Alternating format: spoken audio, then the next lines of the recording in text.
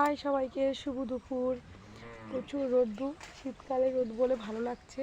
তা তোমাদেরকে একটা জিনিস শেয়ার করতে এলাম। দেখো, একটা বেগুন গাছ হয়েছিল, তো মানে লাগালে গাছে বেগুন হয় না, কিন্তু লাগাইনি, গাছটা এমনি হয়েছিল।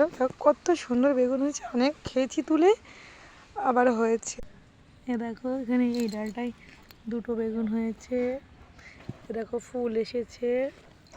এই দেখো একটা বেগুন, ওই দেখো বেগুন, ওই দেখো বেগুন, ওই দেখো বেগুন।